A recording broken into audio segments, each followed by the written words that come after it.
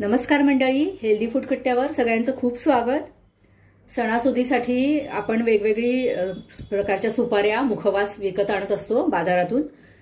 पण त्याच्यापेक्षा आपण जर घरी हा मुखवास केला किंवा मसाला सुपारी आपण ज्याला म्हणतो ती जर मसाला सुपारी घरात केली तर ती अतिशय चविष्ट होते आणि खूप कमी खर्चात होते। सगळं शुद्ध साहित्य आपण घरामध्ये वापरतो। तर त्याच्यासाठी काय काय साहित्य लागतं ते मी तुम्हाला दाखवते। पण त्याआधी मला तुम्हाला सांगायचं की लहानपणापासून किंवा आपण नेहमी असं ऐकत आलेलो आहे की सुपारी खाणं वाईट, सुपारी जिभेला चांगली नसते किंवा जीभ जड होते वगैरे।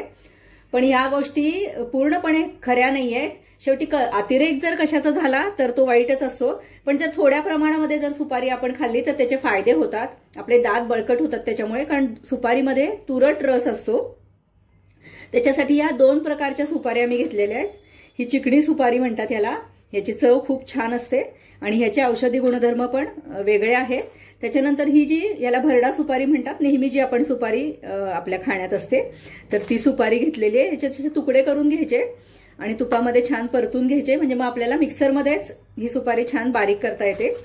तर ही धन्याची डाळ घ्यायची आहे, 1 वाटी धन्याची डाळ आहे। पण ही सगळी मी एकाच सुपारीला वापरणार नाहीये, मी काय करणार आहे सांगते तुम्हाला नंतर।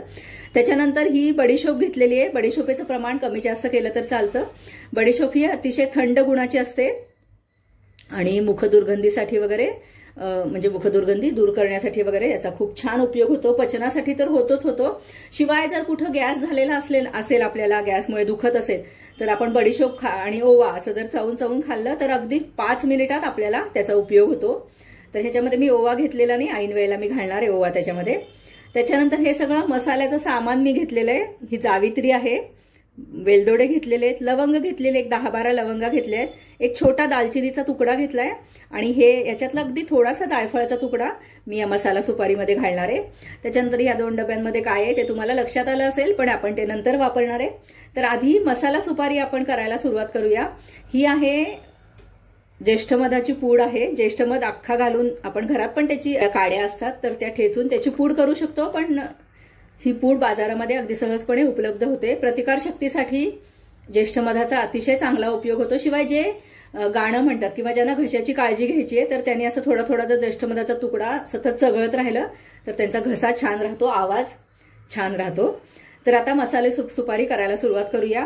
हे पावसाळा असल्यामुळे हे दोन्ही जरा मऊ पडलेलं आहे, त्याच्यामुळे हे छान खमंग खरपूस आपण आधी भाजून घेऊया। याच्यामध्ये अजूनही काही काही साहित्य मी घालणार आहे, ते मी तुम्हाला वेळेवर दाखवते।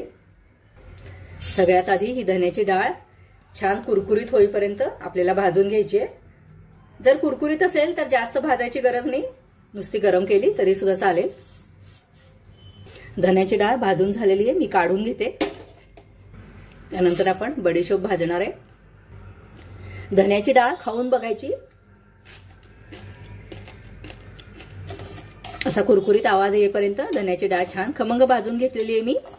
आणि त्याच्यानंतर आता छान सुगंध येईपर्यंत बडीशोप पण भाजून घेणार आहे। याच्यामध्ये एक साधारण मोठा चमचा भरून मी ओवा घातलेला आहे। ओवा पण आपल्याला बडीशोपेबरोबर भाजून घ्यायचा आहे।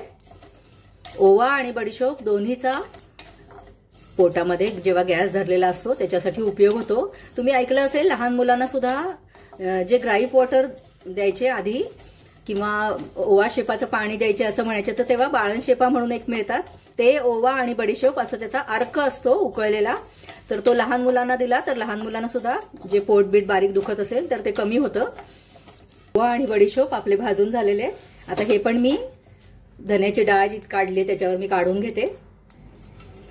थोडंसं कोरडं खोबरं घेतलेलं आहे मी, चव याची खूप छान लागते आणि कॅल्शियम मिळतं ह्याच्यातनं आपल्याला, त्याच्यामुळे थोडंसं सुपारीमध्ये घालायचं असतं खोबरं। चवीबरोबरच आरोग्यासाठी पण याचा फायदा होतो, पण जेव्हा आपण खोबरं घालतो तेव्हा ते थोडं जरी कमी भाजलं गेलं तरी मग ती सुपारी टिकत नाही।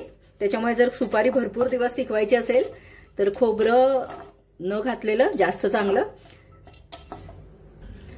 जर खोबरं न घालता सुपारी केली तर ऐन वेळेला थोडंसं ओलं खोबरं, जे मी तांबूल करणार आहे तर त्या तांबूलमध्ये थोडंसं ओलं खोबरं ऐन वेळेला घालायचं, म्हणजे मग ते तांबूल खूप छान होतं आणि खोबरं न घातल्यामुळे आपली सुपारी पण भरपूर दिवस टिकते। खोबरं भाजून झालेलं आहे, काढून घेतलंय मी। आता हा जो मसाला आपण घेतलेला आहे तो घालूया। एकच छोटासा दालचिनीचा तुकडा घेतलेला आहे मी, छोटे छोटे 4 तुकडे, एक 10 वेलदोडे घेतलेले, 10 लवंगा आणि जावित्री घेतलेली आहे, साधारण अर्धा चमचा आहे। हे फक्त आपल्याला जस्ट थोडेसे गरम करायचे आहेत मसाले, फार भाजायचे नाहीयेत। काढून घेते। आता आपल्याला इथं तूप घालायचं आहे, एक छोटा चमचा तूप घेतलेला आहे मी, आणि ही जी सुपारी आहे ती आता ह्याच्यामध्ये छान परतून कडक करून घ्यायची, म्हणजे मिक्सरमध्ये बारीक व्हायला मदत होते। चांगली तळूनच घ्यायची सुपारी ही। याच्या ऐवजी जर तुम्हाला कतरी सुपारी मिळाली, म्हणजे अगदी पातळ पातळ चकत्या असतात सुपारीच्या, ती मिळाली तर आणखी सोपं पडतं। किंवा भरपूर प्रमाणात जर सुपारी करायची असेल तर आपण हे असे सुपारीचे तुकडे गिरणीमधनं दळून पण आणू शकतो। छोटी गिरणी असते तिथं दळून देतात। चिकणी सुपारी पण जरा बारीक करून घेतलेली आहे, ती पण आपण ह्या तुपामध्ये थोडीशी परतून घेऊया।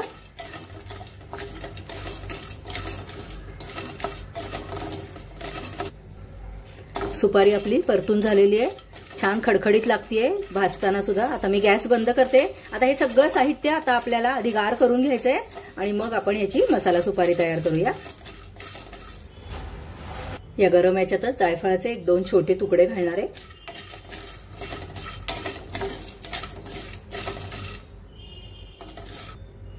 सगळं साहित्य एकत्र करून घेऊ आणि मग गार झाल्यावर हे मिक्सरमध्ये बारीक करूया। अशी आपली सुपारी छान बारीक झालेली आहे मिक्सरमध्ये। आता याच्यामध्ये आपण थोडंसं मीठ घालूया साधं, आणि थोडंसं काळं मीठ घालूया। खूप मस्त चव आहे त्याच्यामुळे सुपारीला। त्यानंतर ही जी ज्येष्ठ मधाची पूड मी मगाशी दाखवली, तर ती सुद्धा तुमच्या आवडीप्रमाणे कमी जास्त घालू शकता। मी इथं 2 चमचे गच्च भरून घालणार आहे। तर अशी अगदी आपली मस्त मसाला सुपारी तयार आहे। आता या मसाला सुपारी घालून मी तांबूल कसा करायचा तो दाखवणार आहे। अशी मस्त आपली मसाला सुपारी घरातली तयार आहे। ही सगळी विड्याची पानं मी स्वच्छ धुवून घेतलेली आहेत। त्याची अशी फक्त देठं काढायची। देठं मात्र आरोग्याला अजिबात चांगली नसतात, त्याच्यामुळे देठं काढून टाकायची। जर जाड शिरा असतील तर त्या सुद्धा काढून टाकायच्या। विडा खाणं अतिशय आपल्या पचनासाठी, आरोग्यासाठी अतिशय उपयुक्त आहे। कॅल्शियम असतं आपल्या ह्या विड्याच्या पानामध्ये, आणि ही जी सगळी सुपारीमध्ये जे आपण सगळं घातलेलं आहे तर ते सुद्धा पचनासाठी सगळे उपयुक्त पदार्थ आपण त्याच्यामध्ये घातलेले आहेत। तर अशी सगळी देठं काढून घ्यायची, आणि आता ही विड्याची पानं मी बारीक चिरून घेणार आहे। अशी बारीक बारीक कात्रीने चिरून घ्यायची, म्हणजे मग मिक्सरमध्ये व्यवस्थित बारीक होतात। आता ही जी सुपारी आपली आहे, मसाला सुपारी जी आपण करून ठेवलेली आहे, तर त्याच्यामध्ये सगळं बडीशोप, धन्याची डाळ सगळं आहे। पण तुम्हाला जर हवं असेल तर तुम्ही वरून पण ह्याच्यामध्ये बडीशोप, लवंग वगैरे घालू शकता, ओलं खोबरं घालू शकता। मी मात्र फक्त ही सुपारी घालणार आहे आता, आणि हा तांबूल मस्तपैकी तयार करणार आहे। याच्यामध्ये काच चुना आपल्याला फक्त घालावा लागेल, तेवढा काच चुना किती घालायचं ते मी दाखवते। ही साधारण मध्यम आकाराची लहान मोठी अशी 25 पानं आहेत।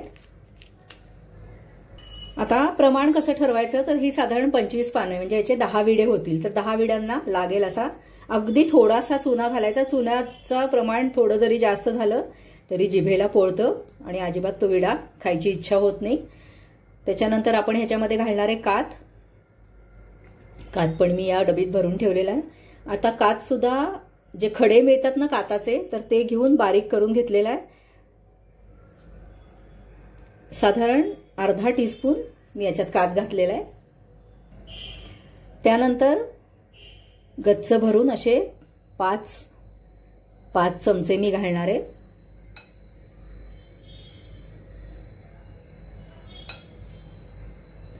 सुपारीचं प्रमाण तुम्ही कमी जास्त करू शकता। आता हे मिक्सरमध्ये बारीक करून घेऊया। मस्त वास येतोय ताज्या विड्याच्या पानांचा। हा आपला तांबूल तयार आहे, पण ह्याच्यामध्ये आता मी थोडासा गुलकंद घालणार आहे। हा गुलकंद मी घरीच केलेला आहे, कुठलेही प्रिझर्वेटिव्ह घातलेले नाही, फ्रीजमध्ये पण ठेवावा लागत नाही। आता जवळजवळ 6 महिने झाले हा गुलकंद करून, मी खूप छान राहतो अगदी, आणि ह्याची चव तर खूपच छान लागते। गुलकंद करायला पण अगदी सोपा असतो। कसा करायचा ते मी तुम्हाला, त्याची लिंक मी डिस्क्रिप्शन बॉक्समध्ये देईन, तुमच्या आवडीप्रमाणे तुम्ही याच्यामध्ये गुलकंद घालू शकता। आधी पूर्ण तांबूल करून घ्यायचा आणि मग गुलकंद घालायचा। आधीच जर गुलकंद घातला तर ती पानं मिक्सरमध्ये बारीक होत नाहीत। आता हे परत मिक्सरमध्ये बारीक करून घेते। तर असा हा मस्त तांबूल आपला तयार आहे।